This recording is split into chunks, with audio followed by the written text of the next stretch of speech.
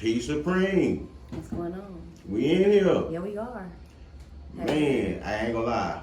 This was one of the interviews I was kind of waiting on. Good, I'm glad. Okay, so let's start from the beginning. Let's do it. Where you from? Third Ward, Texas. Born and raised Houston, Texas, all the way around. Like Third Ward, what part of the tray? South side. Oh, look at 7. That's my block. Oh, okay. So you know Dothan, Alabama? I don't think so. Okay, because my people from all over there like Lucky 7. But I understand. I know the area and everything. It's mixed. Local 7 is very diverse. Like it's really mostly like old heads over there and shit. So.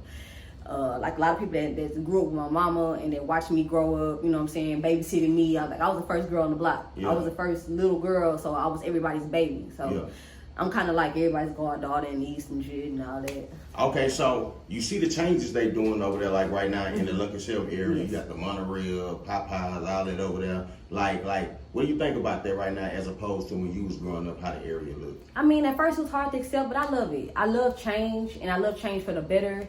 Especially the environment, like what's going on in the hood. Like we need that. Like my grandma, I think about her all the time. Like she would not leave. My grandma wants to not leave. No matter what. She's nice. Let's say she would hit the lottery. She's still not going. My grandma not going. She ain't going. My grandma not going. My grandma not going. And I'm there every day. Like I don't care if we taking her food, just go chill with her on the porch, whatever it is. I watch this stuff happen, and I'm like, I got a daughter. You know what I'm saying? She got to know what's going on. So from where I grew up, it was just everything is totally changed. Okay, so but why did you initially not kind of accept it? Why you had to grow into acceptance of like the change of it? Who accept change right off the bat? I get.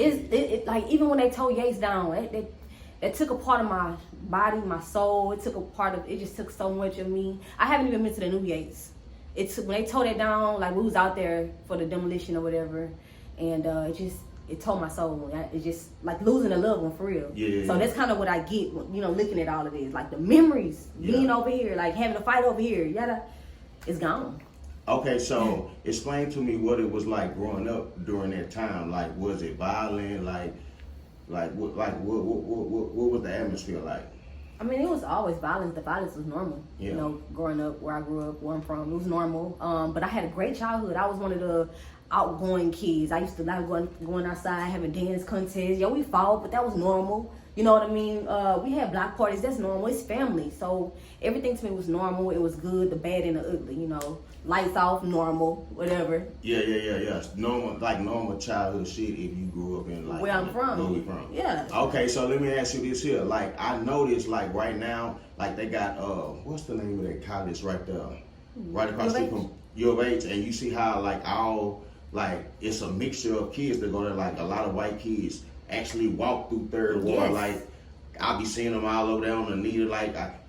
Could you imagine seeing something like that maybe 10 years ago when you was growing up? No. Like, explain to me, like, what you mean? It was just different. Oh my God. I think that came with a part of the change in the population. You see how they're taking, they just tore down, what church is that on the corner? I can't think about what church is that on the corner. There's a church right there on the corner of the block, and they just tore it down just so they can build some more U of H properties and stuff. So now it's normal to them. They don't know, but it's what? No, they tore Wheeler down too, but they rebuilt Wheeler. Okay. But it's another one. I can't think of the name of it, but they're taking them down. Like everything is remodeled. That's just a part of the change that's coming in. I couldn't see it back then because it wasn't there. Okay. That church they knocked down, them row houses they knocked down, people live there. You cannot come over here. Now it's not. They took all the people out their houses. They bought them out. Now it's buildings for whatever multi-purpose centers. It's more inviting. You know what I mean? So it's kind of like, I don't know.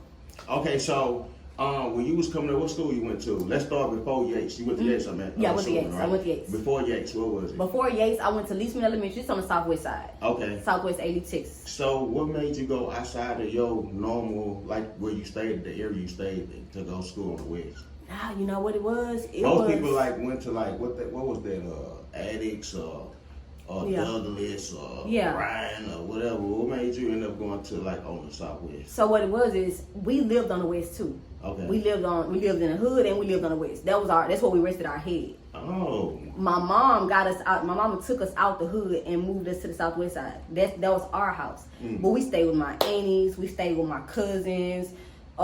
We stayed with our family. So we was the only time we went home was to go to sleep, go to school, and after sleeping school, back to the hood. So. when she moved y'all from Third Ward to the West, I'm assuming it was for a better living, so to speak. Yeah, get us out of what she. I commend my mom from doing that, because that's a struggle that a lot of parents go through with their children. Being in an environment that you would look, that you want to get away from yourself. When you have a child, you look in your child's eyes, you want to make it better for them. My mama did that. You know what I'm saying? So I had the best of both worlds. So did it feel like a better life to you at that time? Did you realize because I don't know what age you was at that time, but did you realize I was like, man, we living a better life? No, I didn't realize, because everything was so natural. I mean, we had like little baby Louis and she was little. My mom would, hey, for real, you know what I'm saying? It was we had everything we wanted, and at the same time, my mama, it's because of her, like everything, like my mama didn't go to jail, like she left all this shit, the light, the street, all that. So y'all have a good relationship. Yeah, we have a great relationship. You know what I'm saying? We don't always get along. Yeah. But that's normal shit though. That's normal.